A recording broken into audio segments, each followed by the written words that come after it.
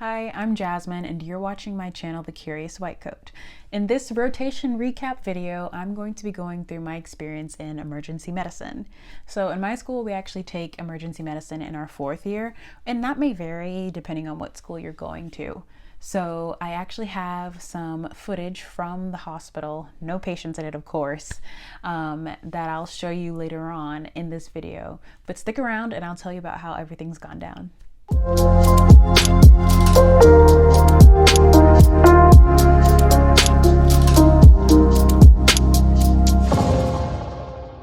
I actually had a shift from 1 to 10 p.m. today, which is actually shorter than a lot of my shifts have been so far. I only have one more day before I finish this rotation.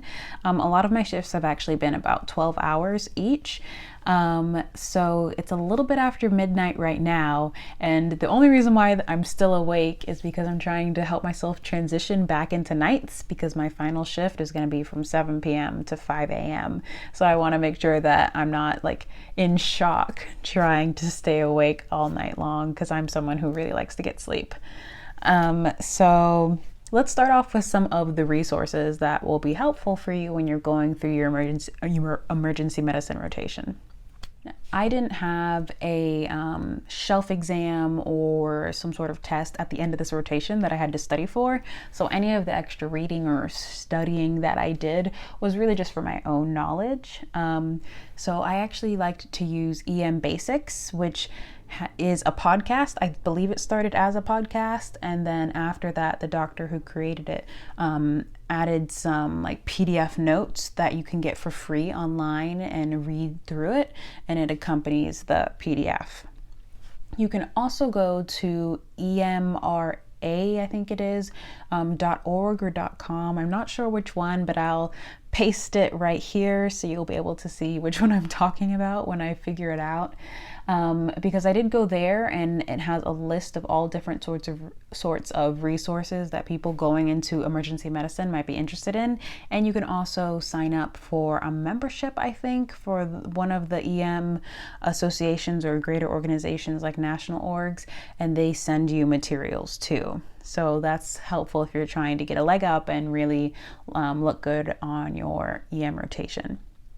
And like pretty much every other rotation that I've had, there is a case files, a blueprints, first aid. I believe there's also pre-test that I saw, and like a pocket EM, kind of how you have pocket medicine. All of those like staple study resources have another version for emergency medicine. And then one of the things that I noticed too, and maybe this is why those resources work, is that a lot of the ways that you're solving problems for your patients kind of mimics your step 1 and step 2 questions that you would see on an NBME or the actual step exams. So a lot of those step-oriented resources really helped for when you were trying to problem solve with your actual patients and come up with plans. Emergency medicine is not set up like a lot of your other rotations might be. So instead of coming into the hospital every single day or coming into clinic every single day, you're going to work in shifts. So these are going to be like anywhere from 10 to 12 hour long shifts that you have to work. And once you're done, and you may not have to come in the next day. It all depends on what your schedule is. So we had to do about 140 hours over the course of about a month. Mine was technically over 6 weeks, 6 or 7 weeks, because it included the holiday break in there. But the good thing about that is, again, once you do your shift, you're done, and you don't have to necessarily worry about coming in Monday, Tuesday, Wednesday, Thursday. Of course, that's just for the med students. The residents have a different schedule. And interestingly enough, we actually had a boot camp at the beginning of our rotation that my school put on that kind of helped immerse you into emergency medicine. That way you had some idea of what was going on before you went into your rotation. So we learned how to do kind of like a primary I guess, survey of your patients, a primary survey, and things that you should do every time you walk into a room. We reviewed some of like the more common things that people will come in for in the emergency department. For example, shortness of breath is something that a lot of people will come in for, and depending on how old the person is or what other medical conditions they have, you're gonna rule up or down certain diagnostic causes. So for example, for shortness of breath, if it's a younger person, like a child, you might think asthma, like an asthma exacerbation, or maybe an allergic reaction that's leading to anaphylaxis. So everything is swollen and they aren't able to breathe. For adults, you might think of like a pulmonary embolism or pneumothorax. Pneumothorax could also kind of be maybe like a teenager or two, or someone who's been in a traumatic incident, like maybe they were shot or in a car accident or something that broke ribs. Hemothorax. So pneumothorax is when air enters the chest cavity and presses on the lungs, and a hemothorax would be when blood is going to enter that chest cavity where the lungs are and kind of press back on them so it can't expand and you're not able to breathe as you normally would. The majority of what I've seen, and this is not everything that I've seen, but I'd say there are a lot of rashes, a lot of people concerned about having sexually transmitted diseases. Quite a few women have come in for like vaginal bleeding or needing a pelvic exam. So those are things you may want to like read up on a little bit if you're trying to prepare for emergency medicine. I've seen a lot of shortness of breath, chest pain. You always want to know what you're dealing with there to make sure no one's having a heart attack, something life-threatening. Because I did this rotation from December to January, there have been a lot of people coming in with flu-like symptoms. We're in the peak of flu season, and we also have the COVID-19 pandemic happening right now. So a lot of people were coming in with that. Stomach pain, so nausea, vomiting, diarrhea. That was something that I have seen a lot. And then headaches. A lot of people have headaches coming into the emergency department, and it could either be like they had a history of headaches and this one seems different, or it could be the same as any of the headaches that they've had, or it could just be new headaches. They've never experienced it before and it brings them into the emergency department. I wanted to show you all what the inside of an emergency department patient room looks like in case you've never seen one for yourself.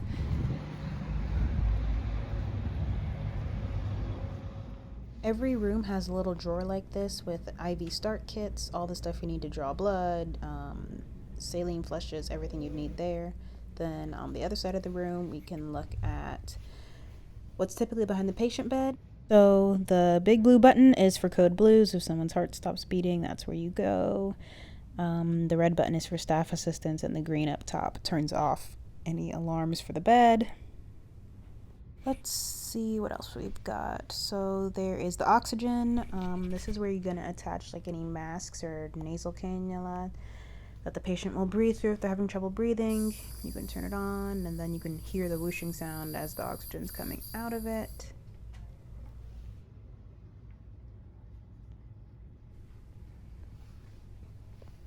Let's go to the other side of the bed really quickly.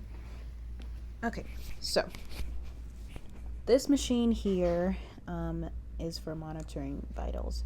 So those include your temperature, heart rate, oxygen saturation, and blood pressure. So we'll start up here in green with the heart rate.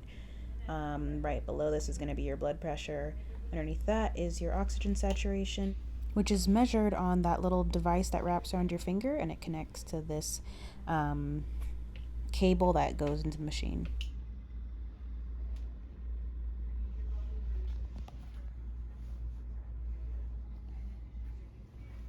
If you've never actually maneuvered a bed, I'll show you how you can lift it up and down. They have these little handles here. Sometimes they're metal, sometimes they're different colors, and that helps you lift the head of the bed up. It can be useful if your patients have CHF and need to sit more upright. underneath are going to be your break in orange and go in green, so that the bed doesn't move. I had to move beds a lot when I was taking my patients from the OR to the PACU in surgery. I'll show you some more things on the back of the wall. So this is an otoscope. You look inside of patients' ears with it. Has a little bright light on the end. And then we have the ophthalmoscope that you're going to use to actually look in your patient's eyes. And this one is a little dusty.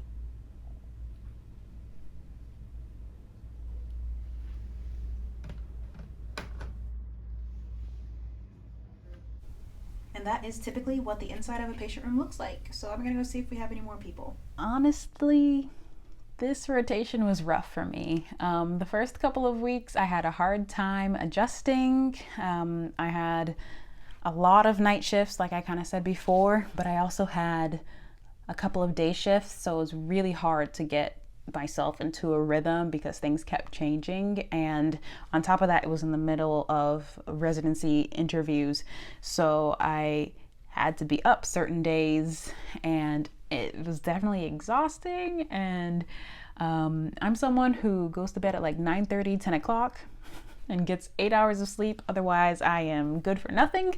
So this was definitely an adjustment for me. I was a little miserable. I was irritable. I had a headache for days, just, trying to get adjusted and not having enough sleep.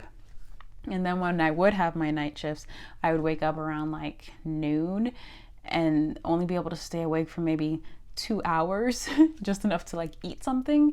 And then I'd feel tired again and have to go to sleep before I went back in for my shift. So it was kind of a mess. It did get a little bit better. Plus there were just some other things going on, so it was just a lot.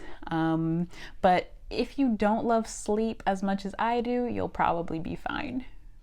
This rotation, though, was not without its good learning experiences and surprises, too. Surprises I had for myself. I was able to do an occipital nerve block, which is really cool for me as a future neurologist. We had a patient who had an occipital headache, which is a headache that's back here. So I got to do the nerve block myself. The resident was like, hey, read up on this and let's go for it. And it was actually really cool because I had just spent time in an anatomy lab where I was looking at the cervical plexus, which is the anterior parts of your C1 to C4 nerve roots and all of those nerves. So it contains the lesser occipital nerve, and the one that I'm targeting for the nerve block was actually the greater occipital nerve.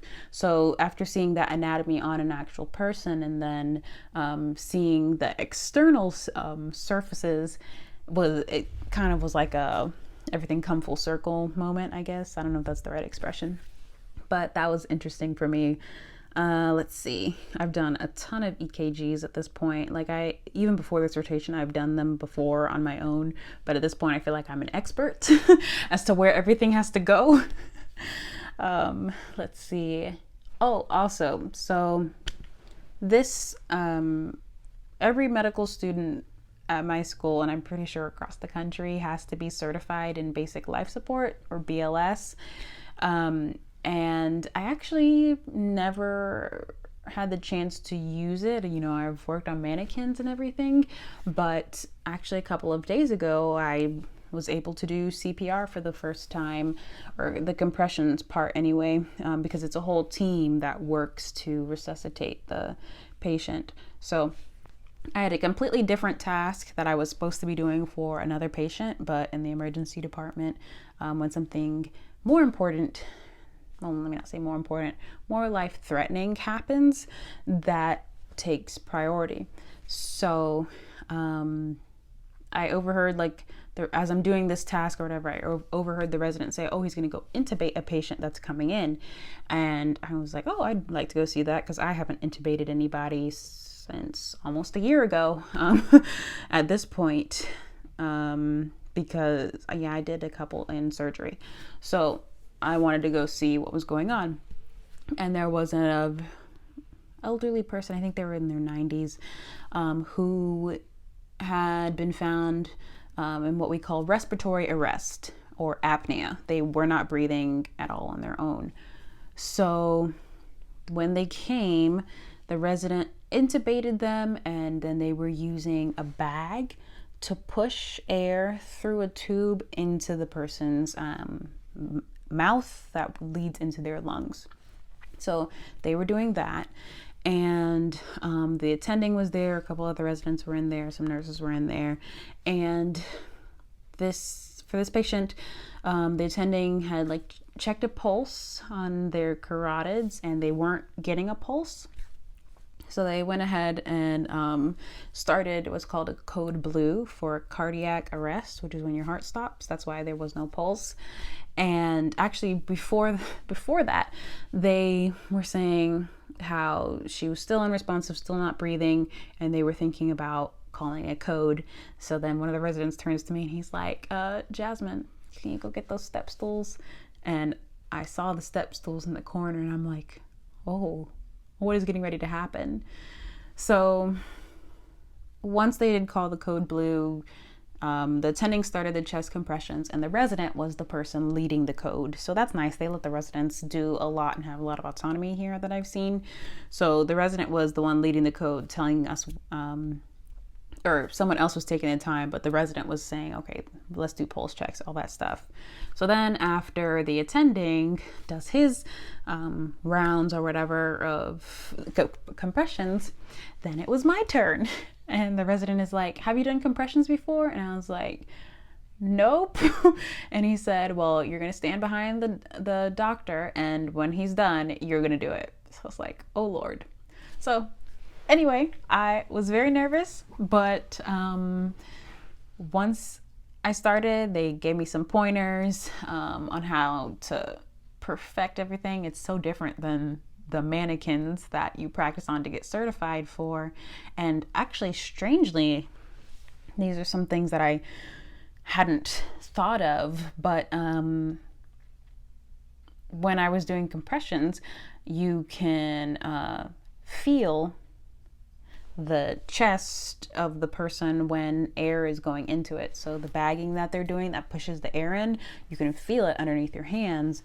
And then let's see, when you're doing chest compressions, you're going to press like on the center over the sternum, and sometimes that can break ribs because you have to get to a certain depth, and that's not like a sign that you did anything wrong. It can actually maybe be a sign that you're going to the correct depth and using enough force.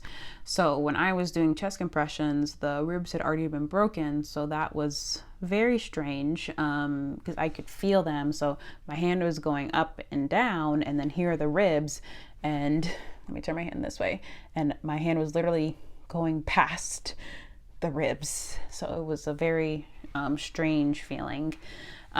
So my first time ever doing compressions on someone, and I did not realize how much it is not just your arms. Like everything was burning, my abs, my back. I was like, whoa, I need to get back into the gym because that's like a lot out of me.